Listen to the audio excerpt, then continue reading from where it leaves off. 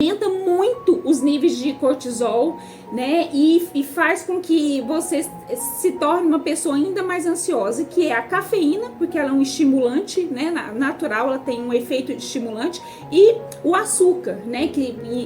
Não tô falando aqui para você não tomar, mas a questão é o excesso. Normalmente quem gosta de café, ele gosta muito, né? Então ele toma um café, uma xícara de café a cada meia hora, a cada uma hora, né? Então troque o café, né?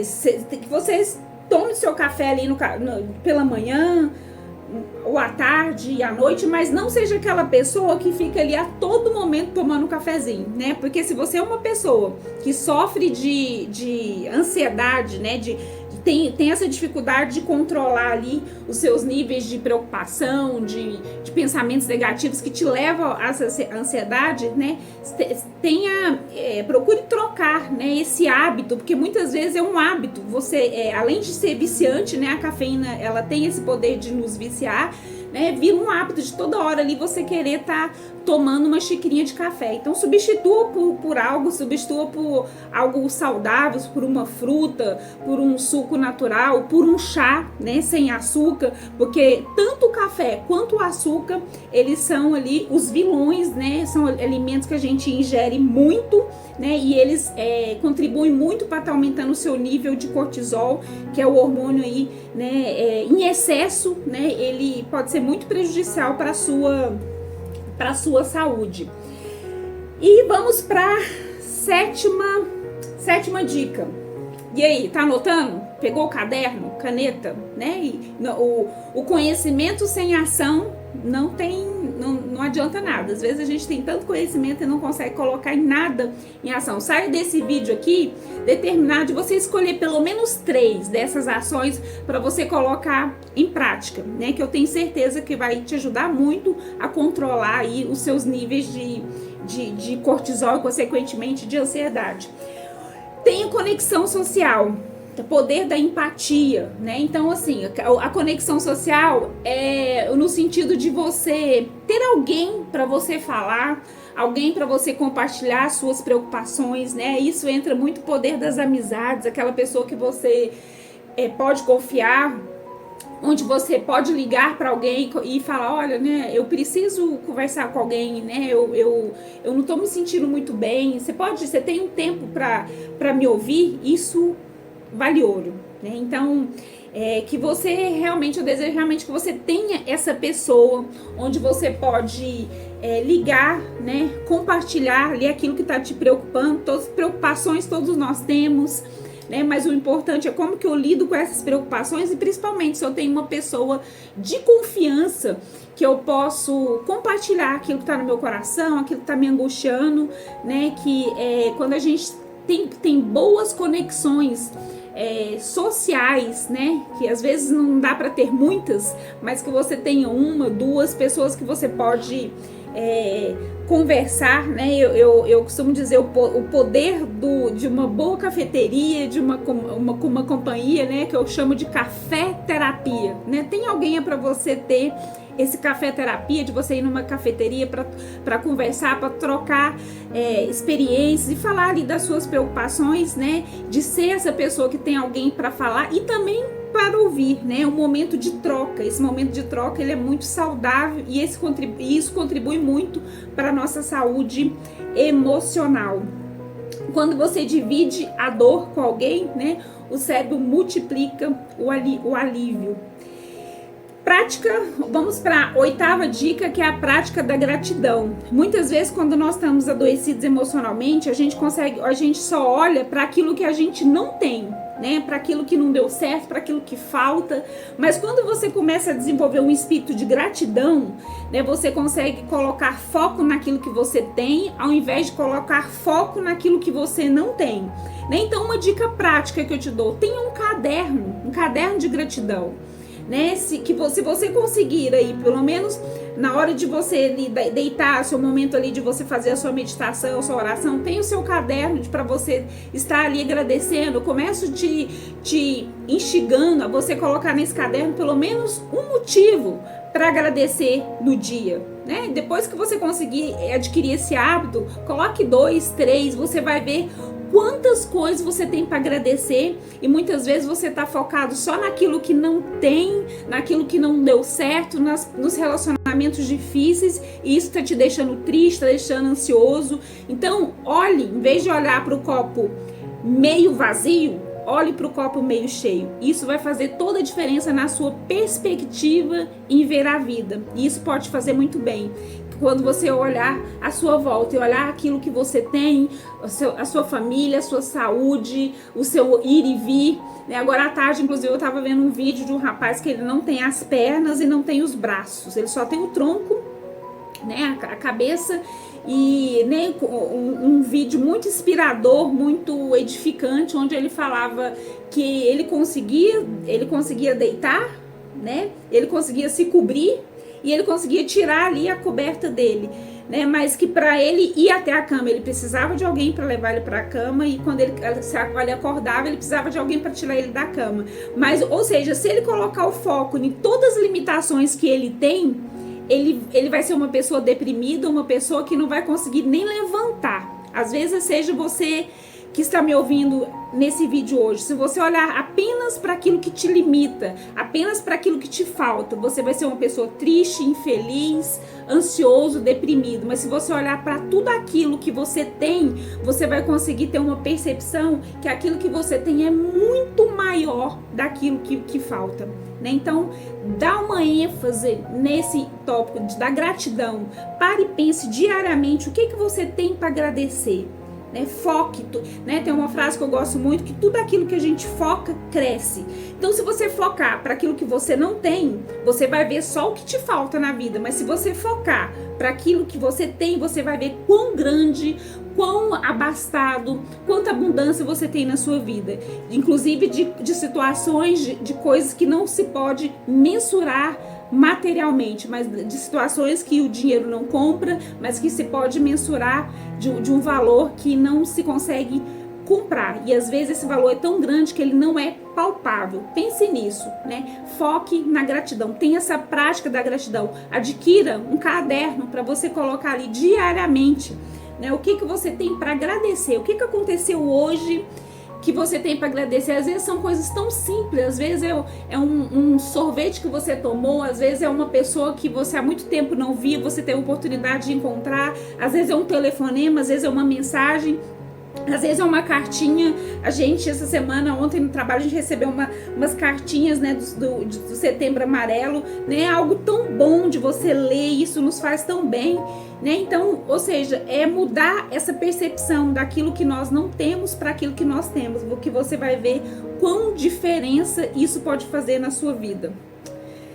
Vamos para a quarta dica de como a gente pode aí melhorar, né, a nossa ansiedade. A nona dica é o sono, né? Um sono saudável, né? Um sono, que é um sono? O sono suficiente, né? Existem pessoas que precisam preste atenção no seu sono. Você é aquela pessoa que acorda cansada, ou você é aquela pessoa que você acorda disposta, preparada para a vida? Vamos lá, o que vier, eu vou dar conta. Às vezes a sua indisposição, né, de você acordar, de você estar desanimado, onde o corpo só pede para ficar na cama, isso pode ser em função da quantidade de sono que você está tendo ser insuficiente, né? Existem vários estudos aí que a gente precisa entre 6 a 8 horas, né? Existem algumas divergências entre 6 a 8 horas. Eu sugiro que é importante você observar o seu corpo. Qual a quantidade de sono que você adquire, que você acorda bem disposto? Se você identificar que é 8 horas que você precisa para você dormir bem, né? Então se planeje. Se eu preciso acordar às 6 horas da manhã, eu tenho que me planejar para que 9h30 eu já esteja ali na cama, para que até 10 horas, porque às vezes a gente tem aquele tempo ali, né, de enrolar, de fazer uma leitura, né, no meu caso, às vezes de escrever.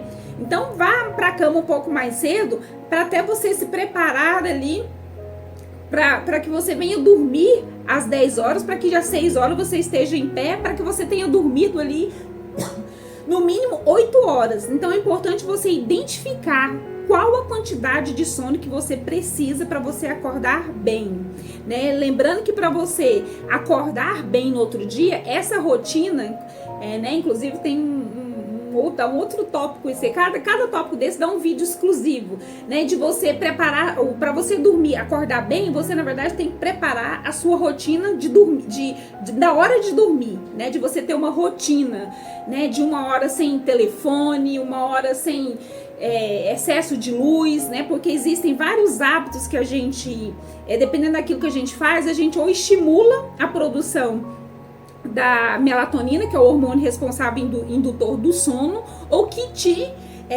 induz ou que inibe, né? Então você tem que ter uma rotina na noite anterior, né, ali para você entrar no sono na hora que você se propôs a dormir, né? Então eu te pergunto, né, qual que é a quantidade necessária para você, né? Não é, às vezes, se alguém tá te mandando você acordar 4 horas, 5 horas, se você acordar bem, ótimo, mas se você não acordar, você acordar indisposto, irritado, eu gosto sempre de dar o exemplo na criança, né? A criança, quando ela acorda fora de hora, não tem coisa mais insuportável. É uma criança que acordou fora de hora, onde alguém chamou ela, onde ela foi ali né, induzida a acordar, ela fica extremamente irritada, né? Então, e nós adultos é a mesma forma, só que às vezes a gente não pode fazer igual a criança, de espernear, de chorar, mas nós ficamos extremamente irritados e nervosos quando a gente não consegue dormir o suficiente. Isso vai refletir em qualquer gatilho que você tiver durante o dia, de irritabilidade, né, de às vezes vontade de chorar, né? Tem um monte de gente tomando remédios, né, para diversos transtornos aí emocionais em função de uma não higiene do sono, né? Além de estar dormindo de uma forma, uma quantidade incorreta, aquele sono turbulento, foi dormir tarde, não se preparou para dormir, e isso reflete muito na sua saúde. E pra gente finalizar aqui nas 10 dicas, né, a 10ª última dica, eu gostaria de focar na você dedicar a viver a atenção plena. Existe uma coisa chamada atenção plena e atenção compartilhada. Hoje a gente vive na era da informação, né? São muitas informações que você tem acesso durante o dia, né? É no YouTube, é no Instagram, é no TikTok, é no IA, são muitas informações. E às vezes você, com esse excesso de informações, a sua mente vai cansando. Imagina um computador que você vai colocando ali um monte de informações. Essa mente vai cansando e essa mente começa, inclusive, a falhar, né? A memória vai falhando, você não vai tendo a mesma capacidade ali de retenção de informação.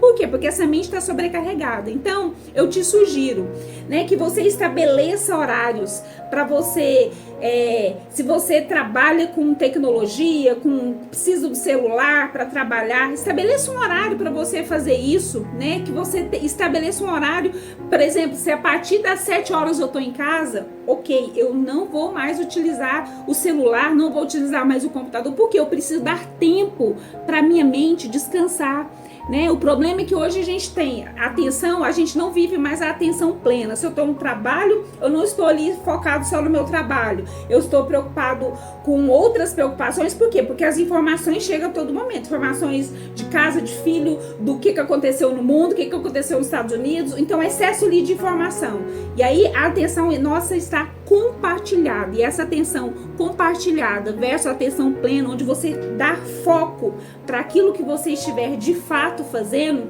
isso vai melhorar muito a sua saúde. Se você está em casa, esteja em casa de verdade, né? Esteja ali de fato inteiro para sua família, para os seus filhos, para quem quer que seja, né? E desligue ali do excesso de informação, que seja ele que venha do celular, da tecnologia, das séries, né? Que você esteja ali focado naquilo que você esteja vivendo, porque hoje o grande vilão, né, de sermos aí o campeão, né, o Brasil é o primeiro país do mundo de ser considerado um país ansioso, com mais de 18 milhões de pessoas ali caracterizado por ser como uma pessoa ansiosa, equivalendo aí a 9% da população, está claramente relacionado a esse estilo de vida que nós vivemos, muito conectados, onde nós não conseguimos desconectar, né, na hora que precisa,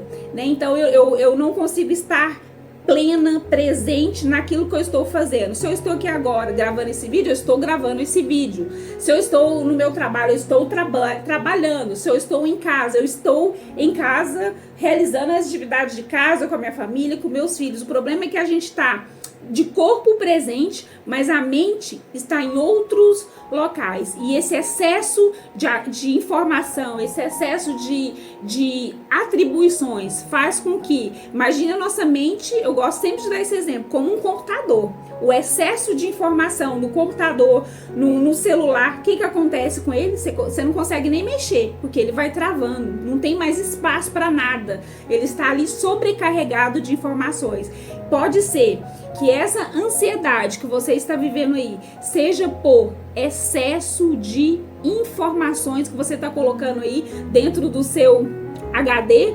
Então está na hora de você ir lá, ó, e deletar alguns hábitos da sua vida para que você possa viver uma vida mais saudável. E quando vir esse sentimento de preocupação, de estresse, você saiba lidar com ele. Então é essa a minha dica para você hoje, né? Revise essas 10 dicas e eu te desafio. Escolha 3 dessas. O que é possível a partir de hoje você colocar em prática aí na sua vida para que você possa ter uma vida mais leve, mais saudável e menos ansiosa. Eu posso te garantir que funciona, tá bom? Então, muito obrigada para você que ficou até aqui, até o final desse vídeo. O vídeo ficou meio longo, né? Mas eram muitas informações. Tentei ser mais resumida possível, mas eu tenho certeza que se você colocar em prática essas dicas, você pode sim ter uma saúde emocional, tendo uma vida menos ansiosa, tá bom? Beijo e até o próximo vídeo.